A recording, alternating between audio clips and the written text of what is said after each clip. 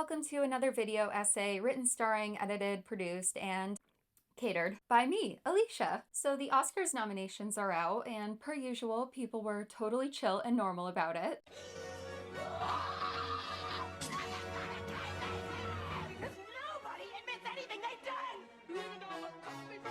But wait, Barbie is nominated.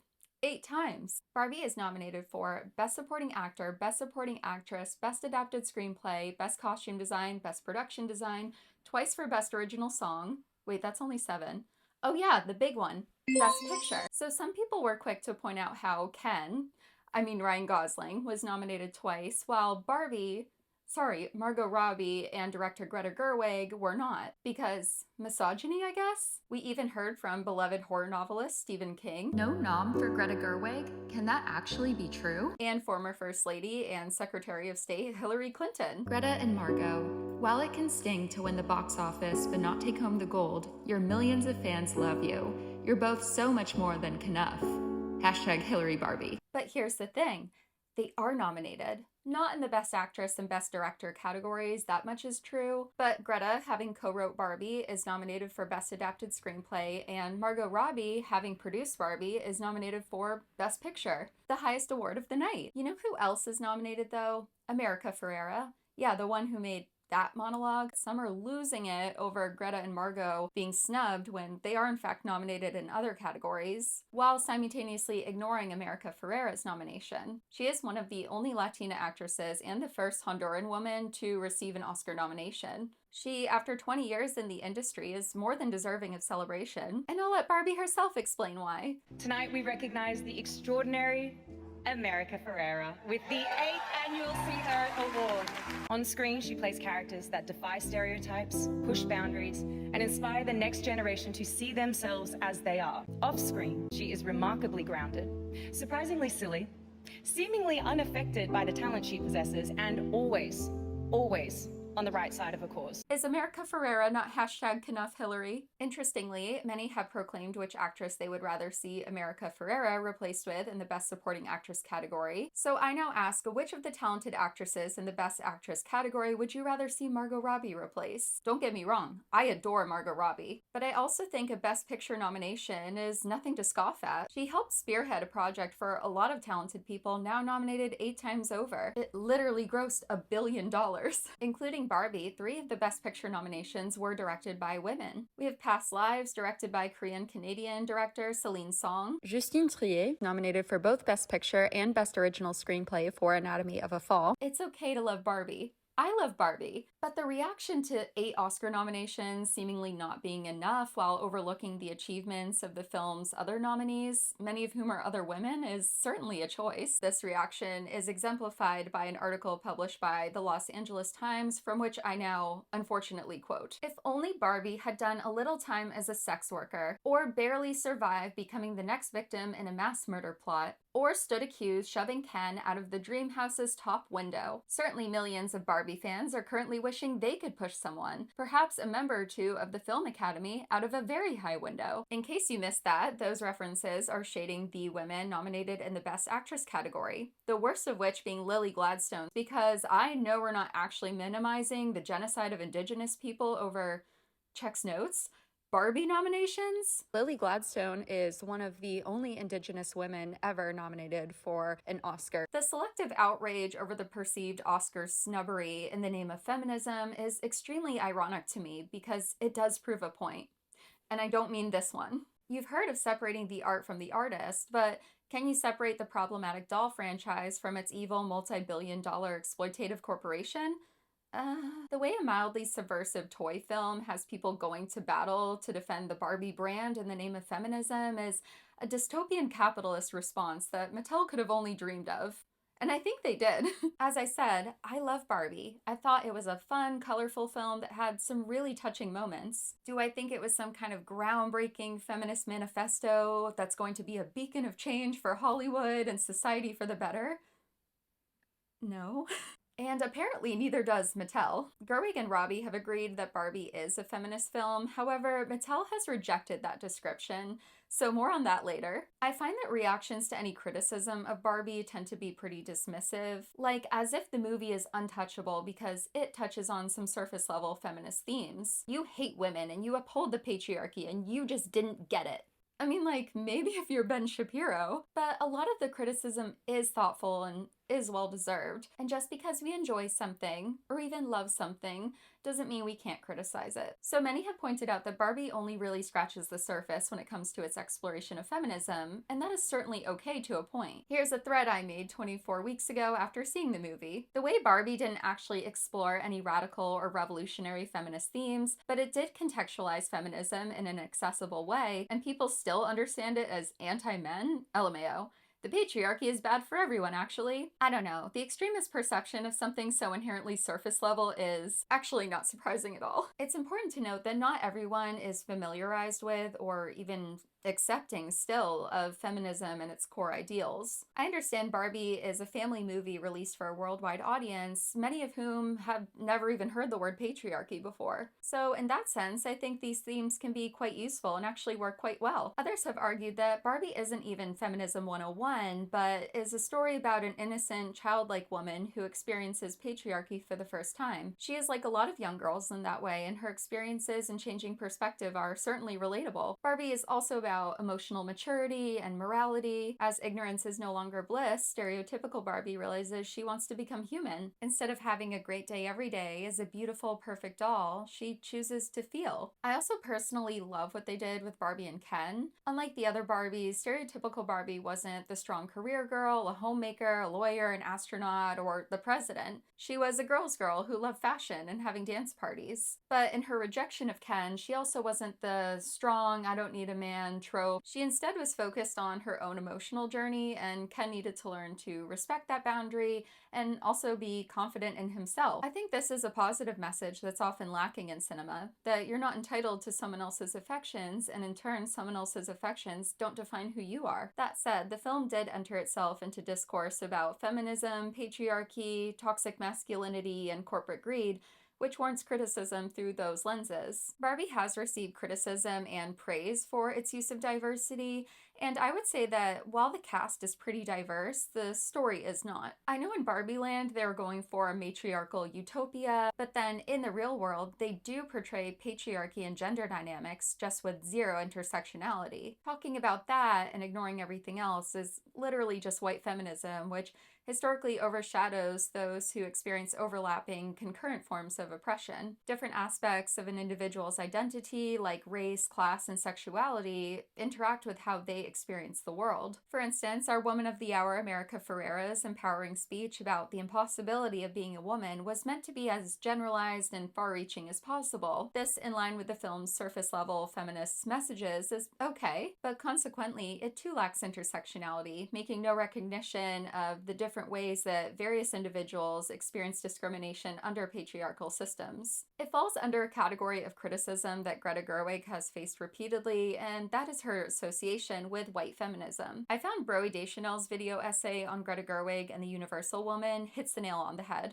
That is, because there is no true woman community, there is no universal woman. She goes on to say that Greta's strength instead lies within the idiosyncrasy of her characters, and I absolutely agree. She writes about the journeys of intelligent, imperfect, charming, awkward, and emotional women that are easy to love. But as in the case of Lady Bird, Little Women, and Barbie alike, this is consistently done through a white-centered feminist lens. Lady Bird, although critically acclaimed, has been criticized for allocating its few characters of color to barely their supporting roles, and has been compared as a whitewashed version of Patricia Caruso's 2002 film Real Women Have Curves, which actually stars America Ferrera. Little Women uses metatext to bring out more feminist themes in the story's 1860s source material, but even so, taking place during the American Civil War, Anika Kaul notes that Gerwig relegates aspects of critical race theory into just a few lines of dialogue, which could read as more virtue signaling than a sincere attempt to educate, especially when she was willing to expand on other areas of the story. This is not to say that Greta Gerwig is not a brilliant director, but as one whose films are often touted as feminist works, they can still be exclusionary. She has made history as the first woman to consecutively direct 3 Best Picture nominations, none of which was nominated for Best Director, however. And I in no way am saying she does not deserve recognition for her work, especially as a female director. What I am saying is that the outrage over she and Margot Robbie being nominated in one category and not the other,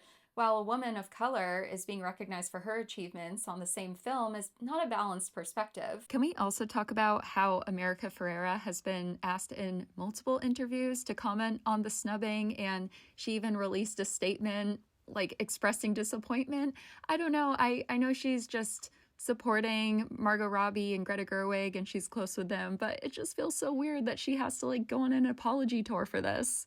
Also, Michelle Yeoh won a Best Actress Oscar last year for her role in Everything Everywhere All at Once, and that award at the Oscars was presented to Michelle Yeoh by Halle Berry, who was the only other woman of color ever to get an Oscar in the Best Actress category. And I think Halle Berry didn't win that award until it was like 2002, and she won it for Monsters Ball. So I don't know, the fact that they also asked Michelle Yeoh to comment on the Oscars snubbing is so weird to me. Like, why are we even asking her? She made history last year as one of the only women of color to ever win an Oscar for Best Actress. So, like, why are you asking her about these 2 white women who are actually nominated? I don't get it. The other thing with these reactions is they continually minimize the role of everyone else who worked on the same film. And I also have a bone to pick with people who write off technical awards. I saw lamenting that Barbie was nominated for a Best Costume category because female-directed films often don't get Best Director nominations, but do get Best Costume nominations. And I'm like, why are we downplaying the tireless work and effort of costume designers, which is a rare female-dominated industry? Do we not recognize that female-directed films and great costume designers going hand in hand is a positive thing? In case you didn't know, my discipline is fashion history, and there's actually a lot of overlap. I have met brilliant makers, some of who work in the film industry or have aspirations to do so, because costuming a film like Barbie would be a dream come true. Like, can you even imagine Barbie without its iconic costumes? Costumes are so important. They help set the tone. They are part of world building. They define aspects of character and portray identity. They use color and texture and movement and patterns and silhouette as a device of communication. Even if they're not celebrities and household names, costume designers are not below the perceived more important players like producers, directors, and actors. They are a piece of the heart and soul of the film. Same goes for production design and other technical awards. I know less about those industries. Furthermore, it's important to note that the very nature of the film's IP is limiting in its feminist messaging, and the way the feminist messaging is presented is limiting in how far those messages can even go. Notice how a lot of these reactions are positioning this as Barbie versus Ken, despite the fact that Margot Robbie and Ryan Gosling, who are human beings, would be in different categories entirely, even if both were nominated for acting. I know a lot of these are meant to be humorous, but they do mirror the personification of the Barbie and Ken IP that is portrayed in the film. I think it was pretty business savvy of Mattel to anthropomorphize the dolls and the brand itself in their own self-criticism, pointing out the franchise's problematic history, like body image issues, and making jokes about fascism. See, Margot Barbie is just like you. She's not a product of our brand. She's a lovable woman who also experiences patriarchy. That'll be $75, please. The fact that the characters in the film are literally product seems to be lost on some people, but Mattel is self-aware, right? They take a few hits. With the villainization of Mattel themselves, they are presented as a bunch of bumbling idiot suits who are too stupid to get out of their own way and even open an automatic gate. They're just a bunch of goofy, lovable guys. In the film, Ken has an interaction in the real world during which a man states, "We've actually been doing patriarchy really well, we're just better at hiding it." Of course, this is a reference to the mounting pressure on corporate America to address gender inequality and their unwillingness to do so. Amy Laporte and Lena Cavusoglu take this further as revealing of Mattel's own deception, stating, "At its core, Barbie is undisputably an advertisement for a socially problematic doll. By simply acquiescing and poking self-deprecating fun at its economic motivations and historically sexist undertones, Mattel attempted to get in front of the criticism, hoping its consumers would give the company a pass. Yeah, like, I don't love how criticism of such companies are so often handled by the companies themselves. When ulterior motives are so clear, the whole wink wink we're self-aware shtick grows kind of tired. Mattel is aware that we as a society love to feel like we can purchase social change. They've shown us this time and time again with various color washing techniques. Worried about the detrimental effects of plastics on the environment? Don't worry, we have environmentally activist Barbies, and they're partially recycled. More inclusivity? Wow, 7 years ago in 2016, Mattel introduced a wider range of skin tones, hair textures, and body shapes. This was after their profits crashed in 2015, and they realized a rebrand was necessary to catch up to the decades of discourse surrounding body image criticism. Also shocking, but the new body shapes weren't actually that diverse at all. Just as a side note as well, only the thin characters in the movie got turned into actual dolls, almost like they still don't have doll molds for bigger bodies. So why does Mattel seemingly have an aversion to the word feminism if Barbie is so often sold as feminist? When consumers demand action from brands, the response is often to exploit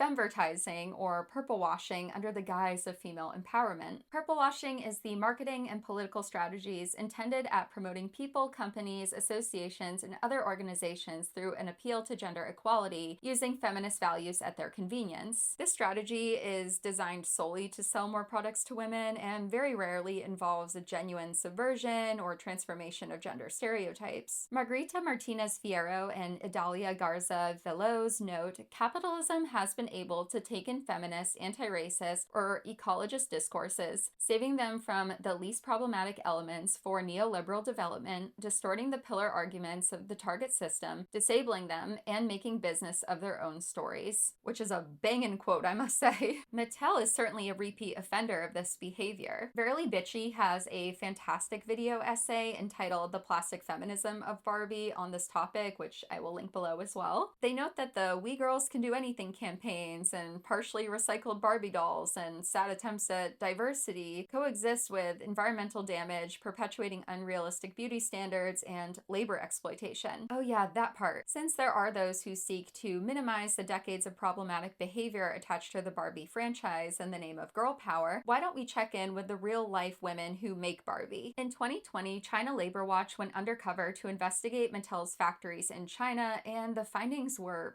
harrowing, to say the least. Most labor workers were women who reported repeated verbal and physical abuse, sexual harassment, and humiliation by the mostly male higher-up employees. The dormitories, sometimes housing 10 per room, were infested with fleas and mosquitoes. The bathrooms had no doors, no hot water, and the water they did have was cold and filthy. The cafeteria food was served on dirty dishes and might include rotten vegetables, human hair, and cockroaches. Because the pay was so low, they had to work illegal hours of overtime if they wanted to make a living wage. Targets were described as inhumane, and these workers did not have adequate safety equipment even when working with dangerous materials. At the two factories investigated, there was a union worker representative, but they were only present as a formality and were ineffective in representing the rights of the workers, who mostly did not even know they existed. When Mattel was made aware of these conditions in their own factories, they did nothing. I actually couldn't find anything concrete they did to address these atrocities. I did read their most recent human rights principles, which state Mattel is committed to being a responsible corporate citizen and respecting and supporting the protection and advancement of human rights. Cool. Verily Bitchy notes in their video that the last undercover report about Mattel's factories concludes, at the very least, women who produce Barbie dolls should be able to work without fear of humiliation or harassment. Barbie makes a mockery of women's rights. The film has a way of skipping over these issues entirely, as we see a warehouse full of prepackaged Ken's Mojo Dojo Casa houses loaded onto trucks while the CEO gleefully exclaims, "These are flying off the shelves," because in the Barbie movie, products just magically appear. We don't want to think about the depletion of non-renewable resources and labor exploitation. In reality, the doll's true history is rooted in white ideals of femininity, toxic beauty standards, and labor exploitation in the name of consumerism, none of which can be dismantled by a film that is a corporate brand extension. Because corporations are only motivated to do the right thing when it's profitable. And boy was it. Mattel's earnings for Barbie include 5% of the film's $1 billion in box office revenue, a portion of the overall profits as a producer, and royalties as owner of the Barbie IP portfolio, not to mention the massive profit hike via the sale of Barbie products. Mattel's CEO predicted gross billings from Barbie would total more than $125 million in the first year alone. The success of the Barbie movie was revitalizing for Mattel, who had been grappling with how to rekindle interest in the brand IP years before the film's release. In response to Barbie's stunning success, Mattel has wasted no time in lining up a full slate of new projects. That is 45 more toy IPs. These include American Girl Doll, Polly Pocket, Uno, Polly Pocket, Barney, Hot Wheels, and the Magic 8 Ball. Is there ethical consumption under capitalism? As Laporte and Cavusoglu note, there's no denying that Barbie made an earnest attempt in representing the long overdue discourse on the normalization of female subjugation. The movie did spark a cultural phenomenon, made many feel seen, and had a lot of fun along the way. Its role reversal, Patriarchy, led to mainstream conversations about misogyny, objectification, and beauty standards, even introducing liberationist theories to a whole new generation. However, it is still limited by its own cognitive dissonance. Mattel, and by extension Barbie, are built on exploitation. The film itself, even in subverting these themes, is still absorbed into that system. So this is why the discourse over the Barbie's Oscar snubbing doesn't quite sit right with me. It undermines the achievements of other women like America Ferrera while perpetuating a white feminist perspective. The way some of these overreactions are being framed as the portrait of misogyny portrayed in the film itself feels disingenuous, especially if we consider the film's own lack of intersectionality in its feminism, as well as Mattel's treatment of women as vehicles of customer profitability at best and laborers to exploit at worst. This is all to say that life in plastic may not be fantastic, and maybe 8 Oscar nominations are just the friends we made along the way. If you enjoyed this video, I hope you will maybe like and subscribe and maybe leave a respectful comment, and I hope to see you in the next one. Okay, bye!